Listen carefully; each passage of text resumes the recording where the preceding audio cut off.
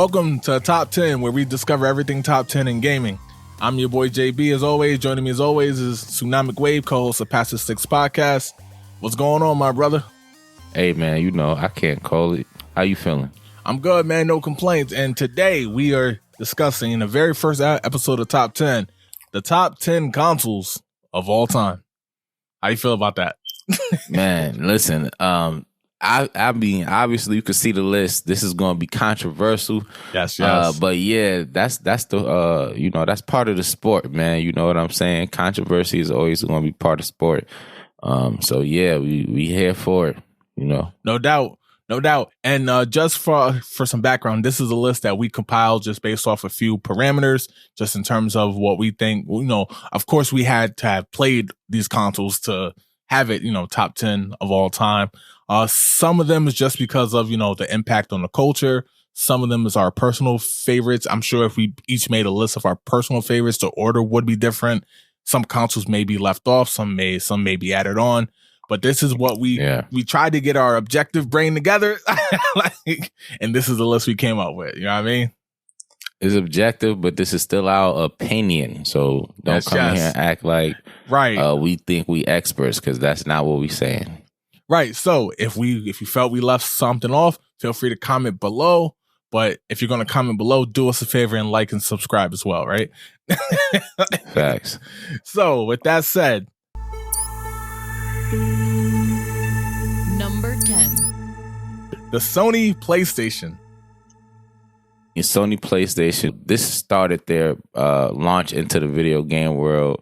Yes. With tons of classics on their console, like Spyro the Dragon, just to name one that's off the top of my head that's absolutely random. Yeah, man. Like, literally, when it jumped on the scene in 1995, it was just one of those consoles that, like, literally from Crash Bandicoot to Spyro the Dragon to Parappa the Rapper to the demo disc that came with the console, 2 Extreme, 3 Extreme. I forgot about the demos.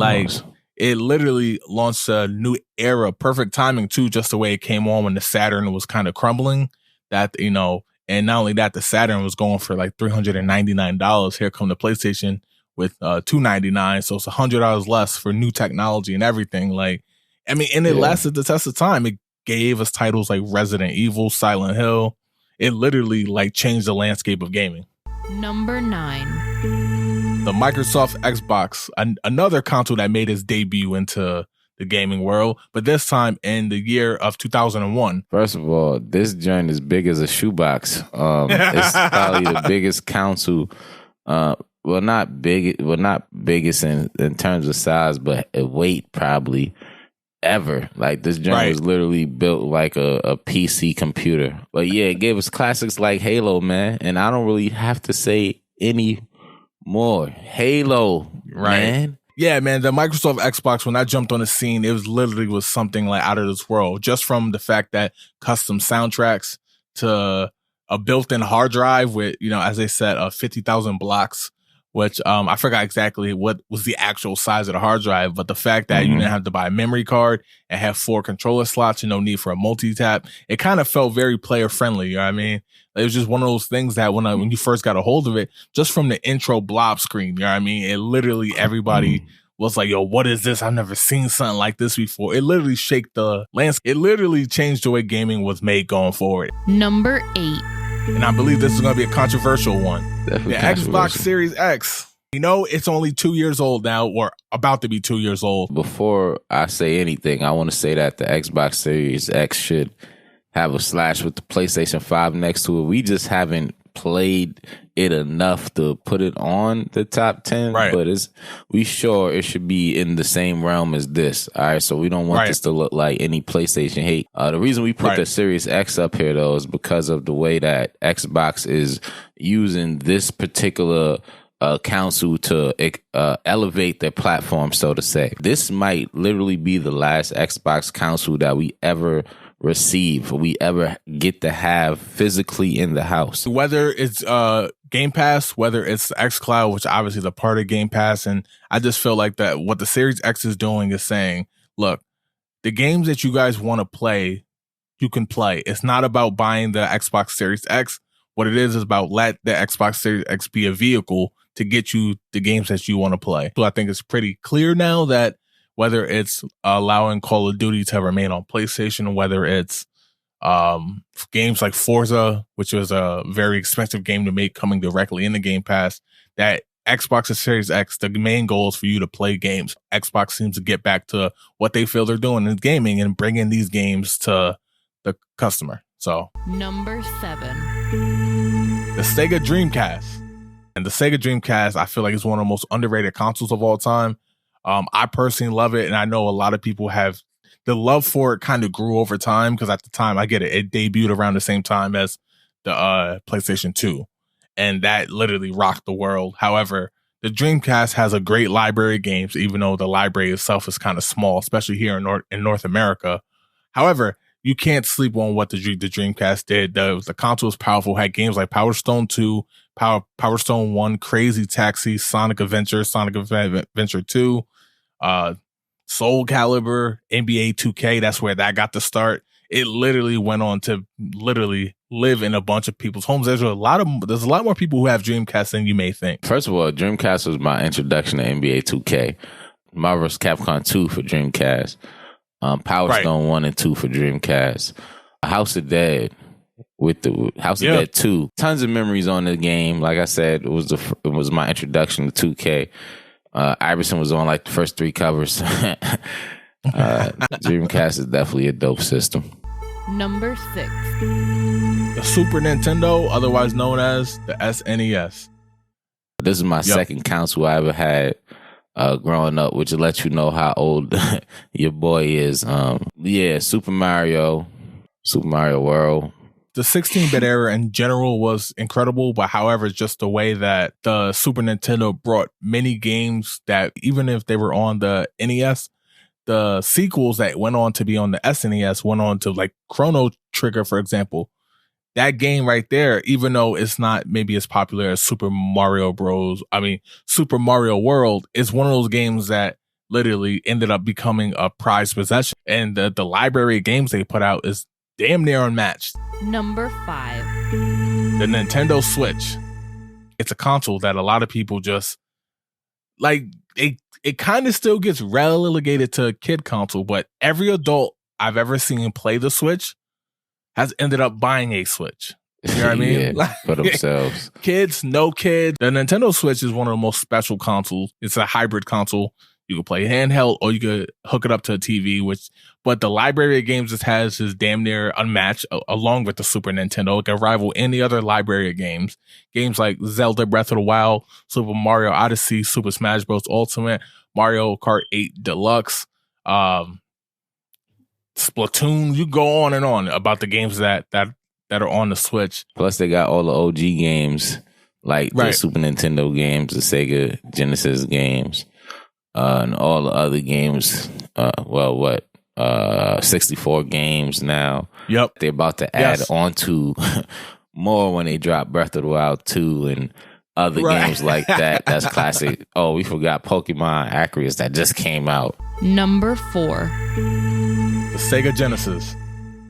Man, this is where I got my start in gaming. To me, it's nostalgia.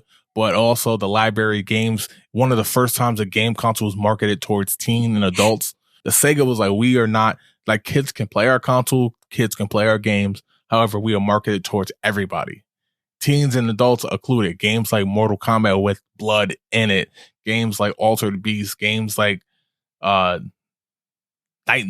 Trap, which was damn near got banned across the world. Just the Sega Genesis, and of course his mascot Sonic the Hedgehog. The Sega Genesis is literally one of the most special consoles. That's why a lot of people have a smile. Everybody can resonate with the Sega, like, you know what I mean? Yeah, fact. Sega, just like you said, man. Who don't? First of all, Sega showed me that it was other games outside of Mario and Duck Hunt, because I was a Mario fiend around that time, and then Sega came out with Sonic Super Street Fighter 2 Turbo. Yeah, they had NBA Jam for Sega too. For some odd reason, I had that for Sega and Super Nintendo. Don't ask me why. Number 3. The Xbox 360. The Xbox 360, man. Literally, when I think of this console, I think of online gaming. I think of Xbox Live. I think of custom soundtracks. My opinion, it took everything that was great about the original Xbox and just expanded upon. They revamped the controller, which I still think is probably one of the best controllers ever. Xbox Live service was great. The only thing that literally hampered it from becoming a perfect console was the red ring of death. We all know how that ended up. Luckily for a lot of people, they were able to get them fixed for free at no additional cost. You just had to wait. So I guess the only cost you had to pay was time. But the library of games was impressive. I feel like there's a lot of underrated games on the 360 that, because obviously at that time, Call of Duty was taking over. Gears of War, Halo, of course, were the big ones, but a lot of great sports games on there, a lot of great shooters on there. Just, it literally was a console that it kind of kicked off the multiplayer era online. The most toxic lobbies ever. The most toxic like you said, that was like the beginning of multiplayer. So everybody was brave in those days. Everybody go in the chat and say whatever they feel like saying, whatever they feel to make you angry.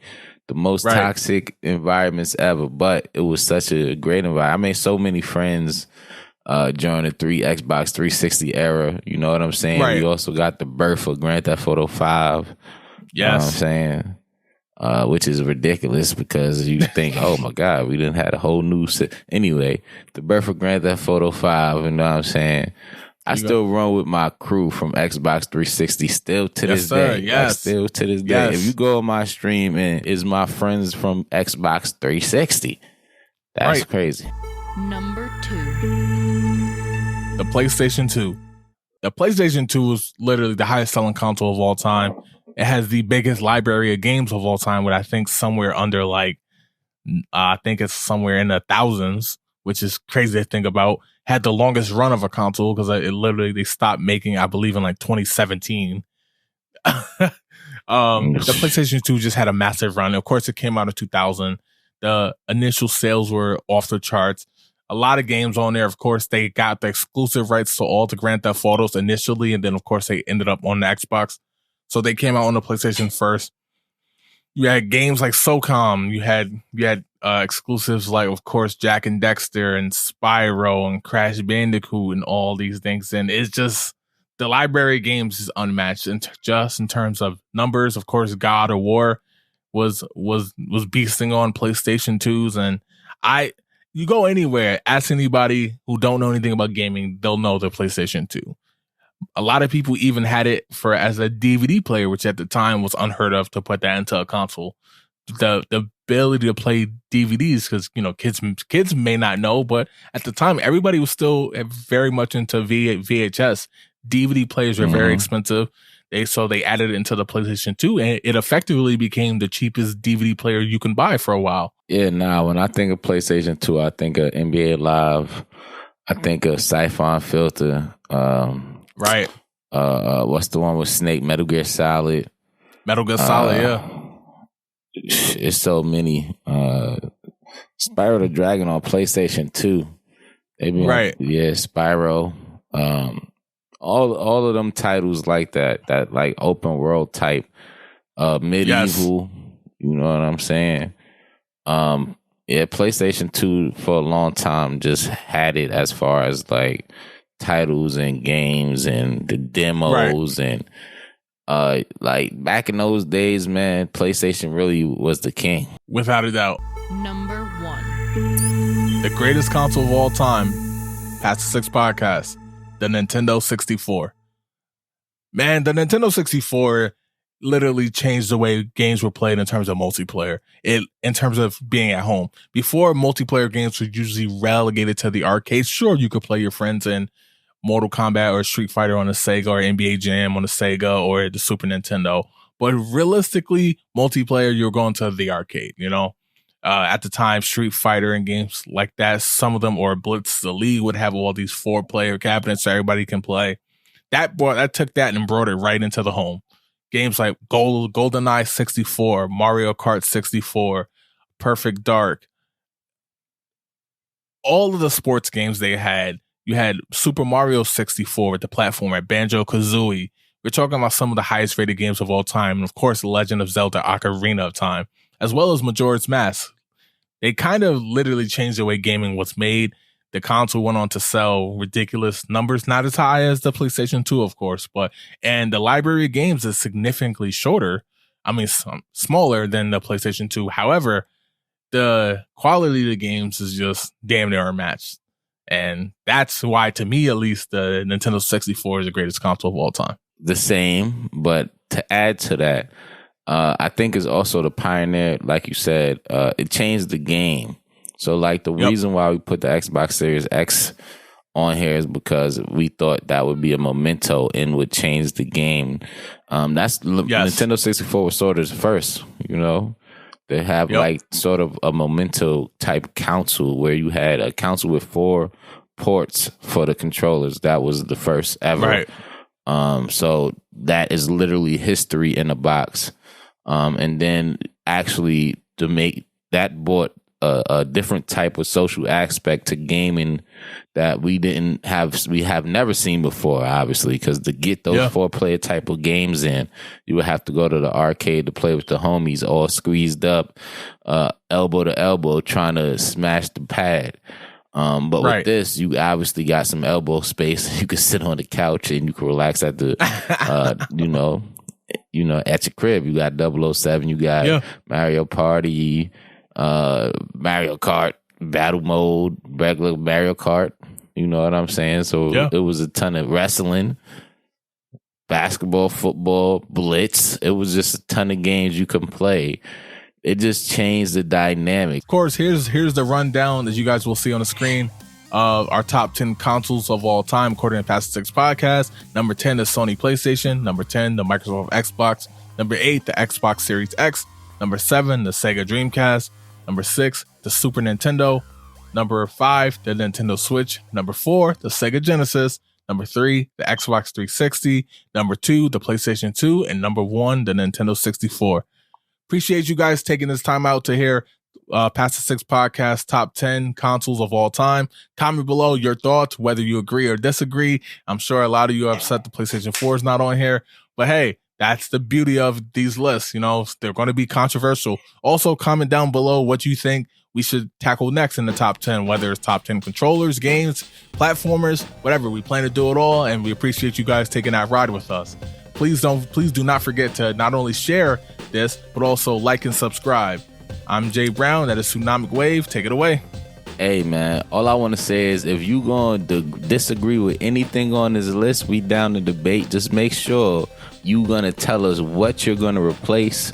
You know what I mean? And we would like to know why, but you could just start off with what you would replace with what. Because obviously, I know some people going to want to put the PlayStation 4 up here, PS3.